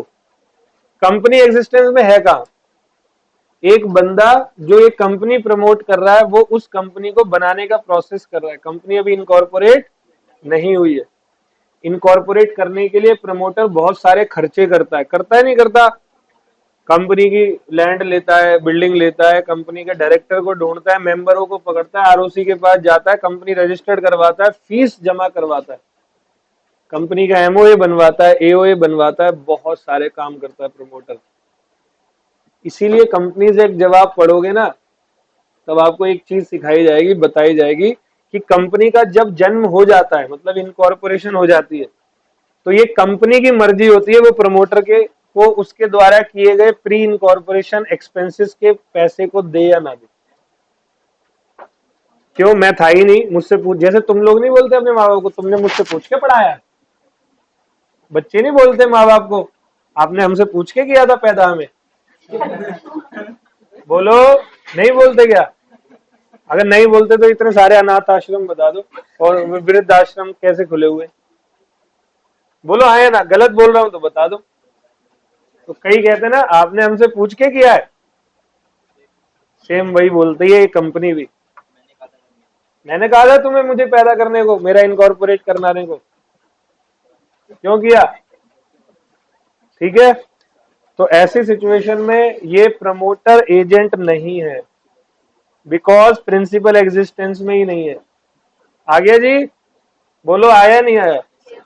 वैसे तो ये पूरा इन डेप्थ टॉपिक है, अपने आप में 2 घंटे का टॉपिक है, बट ये इंटरमीडिएट में पढ़ना, उसके लिए यहां पढ़ो, तभी तो वहां पहुंचोगे। ठीक है। The principle must be in existence at the time when irregular act was done by the agent. Simply, those agent cannot be ratified which were done when principle was not in existence. Example, promoter of a proposed company. ये कौन सी company है? proposed company. ये तुम्हारा वाला proposal नहीं है जिसमें तुम नाकामयाब रहते हो हमेशा। तो the promoter of a proposed company enter into an agreement. कोई है यहाँ पर अपना कोई एक्सपीरियंस शेयर करना चाहे नाकामयाबी का? है कोई कि सर किया तो था बट मना हो गया? है भाई? हुआ तेरे से कुछ? कब किया था? फर्स्ट क्लास में? चिढ़ क्यों रहा है फिर? नहीं किया होता है जिसने वही चिढ़ता है, जिसने किया है वही चिढ़ता है। देख शर्मा भी गया, देख आंखों से पानी भी आ गया, याद भी आ चुकी है। 2 मिनट में नाम बताएगा। पी से शुरू था ना? चलो जी, ऑल वेल। अब इसी बहाने दक्ष मन में याद कर रहा है। सर तो आज उससे बात कर रहे हैं, मैं सोच लेता हूँ। मतलब तेरे पास तो है ना करंट में? बेटा वो भैया कहती है व्हाट्सएप पे, तो देख लियो उसके फोन में तेरा कांटेक्ट नंबर चंदू चाय वाला तो नहीं है। फेरी वाले भैया। चलो चलो जी ठीक है, आ जाओ स्टार्ट कर रहा हूं। तो promoter of a proposed company enter into an agreement for buying of building from T, can company ratify the old contract? No, because the company was not in existence at the time of entering into. Company existence में नहीं थी contract बनाते वक्त। All well. अब ratification का तीसरा rule, paper में आता है रेटिफिकेशन के रूल। सी रूल नंबर, अच्छा मैं थोड़ा सा जोक करता हूँ, कुछ ऐसा पर्सनली मत लेना दक्ष, कहीं वो बैग में बॉम्ब तेरा ही वाला। ठीक है, सी पॉइंट, द कॉन्ट्रैक्ट। मुझे पता मन में तो 2-4 गाली दे देता हूँ। नहीं देता हूँ, मतलब मुझे तो यही मानना है ना, नहीं तो मैं फिर टेंशन में रहूंगा। चलो, the contract must be done in the name of. Contract किसके नाम पे करेगा? It means if an agent enter into an irregular act or contract in his personal name, then such act of agent cannot be ratified. मतलब मैंने मेरे नाम से वो चावल लिए थे 110 रुपए वाले, एजेंट ने, मैं गया और मैंने मेरे ही नाम से लिए, तो प्रिंसिपल क्यों लाइबल होगा? हाँ, तूने प्रिंसिपल के नाम से लिए होते और प्रिंसिपल उसको रेटिफाइड कर देता, देन वो लाइबल होता। ठीक है। डी पॉइंट कह रहा है ratification must be done by the principal for whole of the contract and not only for. Ratification पूरे कॉन्ट्रैक्ट की होगी, ये नहीं कि अच्छा अच्छा वाला रेटिफाइड कर दिया, बुरा बुरा वाला छोड़ दिया। रेटिफिकेशन होगी पूरे कॉन्ट्रैक्ट के लिए। आया कुछ समझ में? जैसे आप इस लाइफ के बारे में, कई लोग, मैं देखता हूं कई लोग ना इस लाइफ को बहुत बुरा बुरा कहते हैं, या कई लोग बहुत अच्छा अच्छा कहते हैं। दिस लाइफ इज, कोई जो आप जी रहे हो, this life is mixture of what? अच्छा एंड बुरा। तो जब बुरा हो जाए तो बुरा होते सीधा मुंडी तुम्हारी ऊपर जाती है, फिर आ गया, कर दिया ना बुरा। और जब अच्छा था तब नहीं ऊपर देखा तुमने कि अच्छा वक्त चल रहा है, तब तो भूल जाते हो सबको। तो भाई ये नहीं कि अच्छी चीज कैच कर लो बुरी चीज छोड़ दो, बिल्कुल नहीं। बुरी किसी और के ऊपर डाल दी, तुमने किया ना, अच्छी चीज देखा, मेरी पावर, बस क्या, बुरे में उसके ऊपर कि भगवान जो करता है वो वही करता है, और जो अच्छे में तो मैंने किया, ऐसा नहीं होता। दोनों ही काम उसने किए, दोनों ही तूने किए। अब तू अडॉप्ट कर ले, तुझे क्या चाहिए। कोई भी रेटिफिकेशन पार्शली नहीं हो सकती, रेटिफिकेशन होगी फुल्ली, जो कि एजेंट ने किया। All well. और किसी भी, बेटा चुप हो जाओ, किसी भी कोई भी इलीगल एक्ट, कोई वॉइड एक्ट और कोई अल्ट्रा वायरस एक्ट, इनकी रेटिफिकेशन नहीं हो सकती। मुझे पता है अल्ट्रा वायरस पे आप चौंक गए होगे, तो सुन लो अल्ट्रा वायरस वर्ड का मतलब। तो मैं तुम सबको एक बार एक गाली देने का मन कर रहा है, दिल से।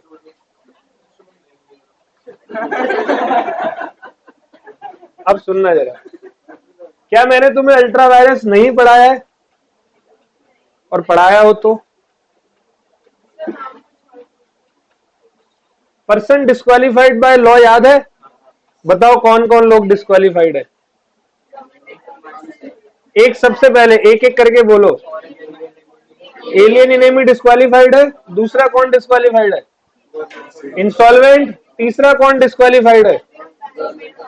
इनका फोन लाना, इधर इधर दो, दिखाओ इधर, क्या प्रॉब्लम है इस फोन में? इतनी देर से लगे हुए इसे कवर के पीछे। हम तो फोटो छुपा के रखते थे, तुम्हारे फोन में क्या है? इतनी देर हो गई। सबसे पहला कौन कौन बंदा इंसॉल्वेंट डिस्क्वालिफाइड है? बताओ बेटे, तुम दोनों बताओ। Alien enemy, insolvent, convicted person, government officer. चलो पांचवा नाम बताओ। Joint stock company. क्या बताया था यहां पर? जॉइंट स्टॉक कंपनी में क्या बताया था? वो क्यों डिस्क्वालिफाइड है? वो अपने ऑब्जेक्ट क्लॉज के परे जाकर, बियॉन्ड जाकर कोई काम करेंगे तो वो डिस्क्वालिफाइड है ना। इसी चीज को अल्ट्रा वायरस बोलते हैं, बियॉन्ड द पावर। आया समझ में? Ultra means beyond, ultra means कह रहा बियर। Ultra means beyond and virus means the power. Beyond the power. If you are going beyond the power, you are a director of ABC Limited. हाँ वो बता दिए चौथे में। ये सिर्फ कंपनी पे एप्लीकेबल होता है ultra vires. I am the director of ABC limited और मेरी कंपनी के ऑब्जेक्ट क्लॉज में लिखा हुआ है कि मैं कंपनी के सारे पैसे कंप्यूटर सॉफ्टवेयर में ही खर्च कर सकता हूं और कहीं नहीं कर सकता। मेरी कंपनी ने किसी दूसरी जगह पर रियल एस्टेट का बिजनेस करना चालू कर दिया सेम पैसों से। अल्ट्रा वायरस है, बोलो ओके। तो अल्ट्रा वायरस काम अगर तुमने किया हो ना तो शेयर होल्डर उसको रेटिफाइड नहीं कर सकते कि डायरेक्टर ने काम कर दिया, शेयर होल्डर आगे कह रहा अच्छा ठीक है कोई नहीं। तुम मर्डर करके आ गए, मम्मी कह रही कोई बात नहीं, एक ही तो बंदा हमारा 150 करोड़ वैसे हो गए। ये रेटिफिकेशन अलाउड नहीं है मम्मी की तरफ से। गलत ब्रेड पकौड़े ले आओ चलेगा, तुम तो किसी का डेड बॉडी उठा के लिया ईना चोल पे, आया समझ? ये नहीं चलेगा भाई। This is what illegal void and ultra vires.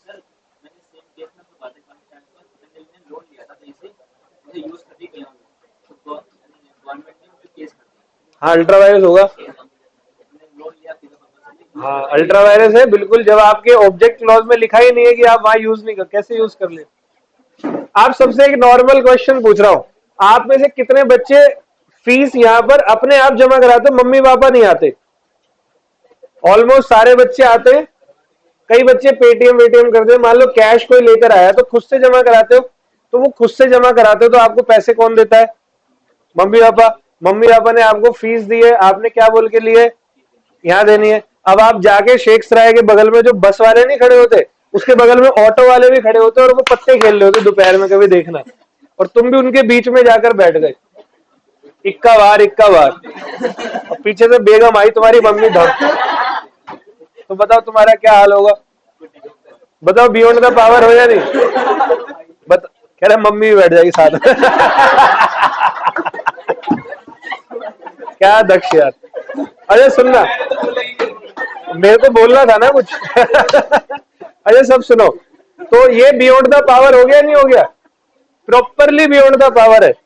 जब आपको पावर थी ना, आपको फीस जमा करानी है, आप जाकर उल्टे सीधे आप क्रिकेट में क्रिकेट बैट ले आए, आप अपना फेवरेट गेम ले आए, आप मोबाइल फोन ले आए, अलाउड ही नहीं है भाई। आपको फीस देनी दी थी हमने, आप फीस जमा कराओ वहां पर। This is beyond the power. और इस बियॉन्ड द पावर वर्ड को अल्ट्रा वायरस नाम से यहां पर डाला हुआ है। कहां पे? इंडियन कॉन्ट्रैक्ट एक्ट में बताया हुआ रेटिफिकेशन में। ऑल वेल, कोई बच्चा जिसको concept number 2 methods of creation of agency में कोई डाउट है, 1 मिनट दे रहा हूं, कोई भी डाउट है तो पूछ लो। ऑलमोस्ट मैंने सब कुछ क्लैरिफाई कर दिया है। ठीक है, आगे बढ़ जाए। तीसरा टॉपिक है डेलीगेशन ऑफ अथॉरिटी। और तुम इससे पहले घड़ी भी देख रहे होगे, टाइम क्या हो गया, 20 मिनट अभी भी है। अबे यार, काश ये कहानी और सुना दे। ठीक है, तो आ जाओ जी। अगला टॉपिक है delegation of authority. What does that mean? Yes, I am transferring my authority to any other person. I am agent and I am transferring my authority of agency to another person. It's called delegation. लेकिन मतलब general rule ये है कि एक बंदा जिसको काम principal ने दिया वो किसी और से नहीं करवा सकता। लेकिन मान ले काम का बोझ इतना ज्यादा हो या वो पर्सनल स्किल पे बेस ना हो। ये रिमोट मुझे पीछे वाले किसी मकान में दिलवाना, मैंने उस को दे दिया, उसने वो रिमोट इसको दे दिया कि तू दे दिया, तू उस साइड से जाता, हम तो इस साइड से जाते, तू दे दियो। तो मुझे कोई समस्या, मेरा रिमोट पहुंचना तो पहुंच गया। यहां तूने डेलीगेट कर दिया क्योंकि पर्सनल स्किल पे बेस नहीं है। लेकिन अब जैसे कि मुझे यहाँ पढ़ाने आना था अभी सुबह की क्लास में, और मैं अपनी जगह पे अपने भाई को भेज दूं या अपने दोस्त को भेज दूं, जा यार एक क्लास लेके आ, चलेगा क्या? नहीं चलेगा, क्योंकि तुम्हें लॉ मैं पढ़ा रहा हूं, कनेक्शन तुम्हारा मुझसे, टॉपिक तुम मेरे हर टॉपिक को हर बात को कनेक्ट कर लेते हो, पता चल जाता है कहां पर क्या बोलना चाह रहा है, कहां मजाक कर रहा है, कहां सीरियस है। समझ गए? वही कोई नया बंदा आएगा तो उससे कनेक्शन जोड़ने में 2-3-4 दिन लग जाएंगे तुम्हारे को। इतने में मैं फिर आ जाऊंगा, फिर तुम मुझसे नहीं जोड़ पाओगे, है ना जी। तो इस वजह से जनरल कॉन्सेप्ट तो ये कहता है कि एजेंट को जो काम दिया गया है वो एजेंट किसी और को डेलीगेट नहीं कर सकता। जैसे यहां पर है general concept as a general rule, an agent cannot delegate his own authority. This rule is based upon the Latin proverb. तो कुछ लैटिन वर्ड्स भी मैंने आप सभी को पढ़ाए हुए हैं, क्या सबको याद है Latin word? Quid pro quo, consensus ad, nemo, dat, quod, non habet, है ना। Delegatus non potest delegare, which means a person to whom authority has been delegated cannot be delegated further. ये तो जनरल कंसेप्ट है। अगर law general concept पे base होना तो exam क्या कोचिंग की भी जरूरत ना पड़े, खुद ही कर ले हम तो। लेकिन लॉ तो बेस्ड अपॉन एक्सेप्शन होता है। तो है exceptions, how ever in the following cases an agent can delegate. In cases में एजेंट क्या कर सकता है? तो सबसे पहला ए पॉइंट मेरे बच्चे, work not based upon his personal skill and knowledge. काम उसकी पर्सनल स्किल पे बेस्ड ना हो। जैसे ए आर रहमान को डायरेक्टर ने म्यूजिक बनाने के लिए बोला, ए आर रहमान ने अपने दोस्त डीबी रहमान से बनवा दिया। तो ए आर रहमान को अच्छा सॉन्ग बनाने को बोला था, उसने किसी 13वीं का सॉन्ग बना दिया। गाना लगाया लगा किसी मौत पे बैठे हुए।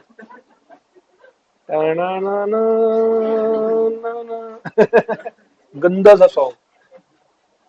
अरे भाई तेरे को मैंने क्यों हायर किया? तू ए आर रहमान है, तेरा पर्सनल स्किल है, तेरा नॉलेज है, और तू किसी और को डीबी रहमान को ले आया। एक सिंगर है बहुत बुरा गाता है, वो बुरे गाने से फेमस है, मोटा सा, क्या नाम है? टोनी कक्कड़।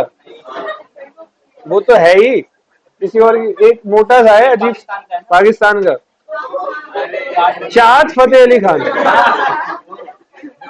एक ओरिजिनल है राहत फतेह अली खान, गूगल करना उसका। मतलब कभी भी तुम्हें लाइफ में इरिटेशन अगर हो रही हो, जिंदगी में तुम्हें इरिटेशन हो रही है, तुम उसका गाना सुन लो, इरिटेशन खत्म हो जाएगी। क्योंकि तुम्हारा सारा दिमाग फिर उसी के ऊपर रहेगा, गाली देने पे। उसके यूट्यूब पे कभी कमेंट देखना, आए हाय यूट्यूब ने उसका चैनल उड़वा दिया था कि तेरी वजह से हमारे यूट्यूब बदनाम हो रहा है। तो भाई personal skill and knowledge based, पहली बात ओके। दूसरा, delegation with the consent of principal.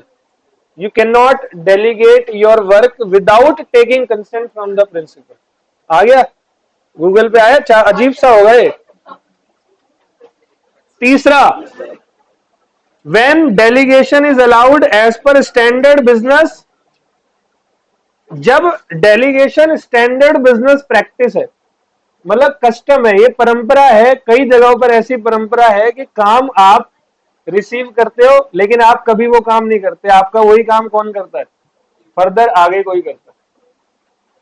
समझ गए? तो ये परंपरा है। जैसे मैं आपको बताऊं, बस स्टैंड पे परंपरा होती है।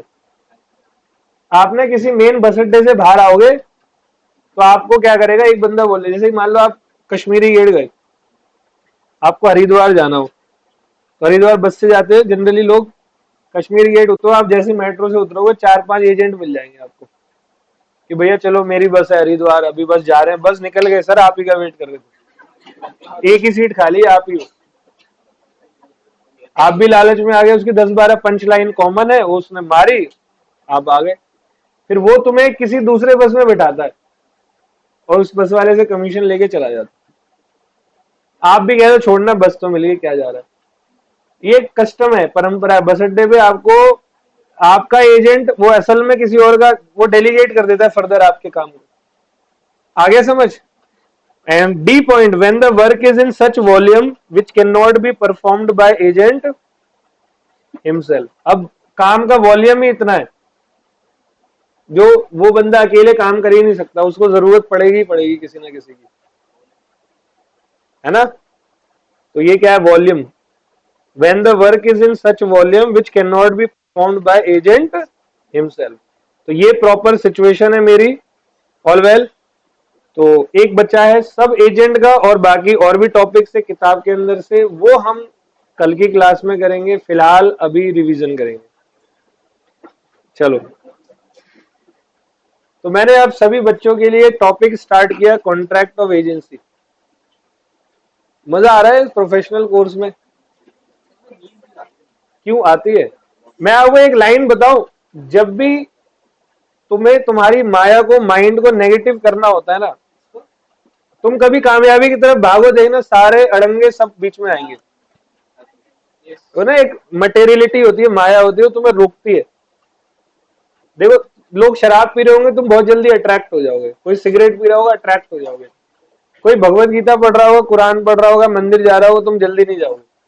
कोई डिस्को जा रहा है 12 बजे, तुम साथ ही चिपक लोगे। कोई पार्टी, बेटा तुम इसलिए नहीं जा रहे, मम्मी पापा नहीं जाने देते, ठीक है, मम्मी पापा अलाउड कर देना तो तुम वहीं बैठे रहो पूरी रात।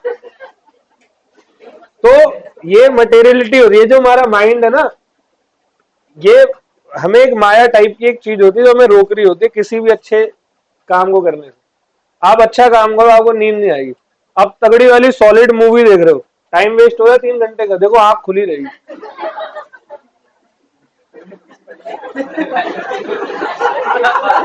भूकंप आके जा चुका है, आप नहीं हिले, लेकिन उसी 3 घंटे आप क्लास के अंदर, तो आप 40 चीज कभी कभी ये भी क्यों बैठा हुआ हो यार, इसकी भी सुननी पड़ रही है। कई बार ऐसा होता है, इतना बोरिंग प्रोसेस है। देख रहे हो, डेली सुबह वही एक कॉमन सी बात, आओ वही सब कुछ हुआ, सेम चीज हुई, एक ही रिवीजन, 4 बार टीचर ने सुना दी, 2 बार वो कर दी, तुम नहीं हो पाओगे, तुम बन नहीं पाओगे, तुम बन जाओगे टाइप, फिर तुम पहुंच गए। सेम प्रोसेस है ना। पता है क्यों?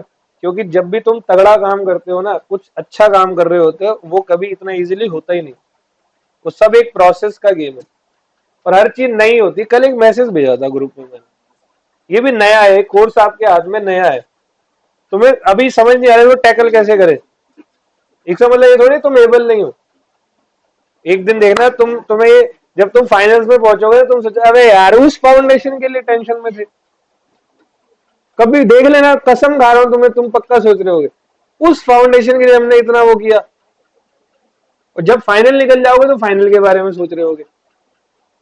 तो जिस फेज में अभी तुम चल रहे हो, यहाँ पर नेगेटिव चीजें तुम्हें कोशिश करती है अट्रैक्ट करने की, तू मेरे पास आ, मेरे पास आ।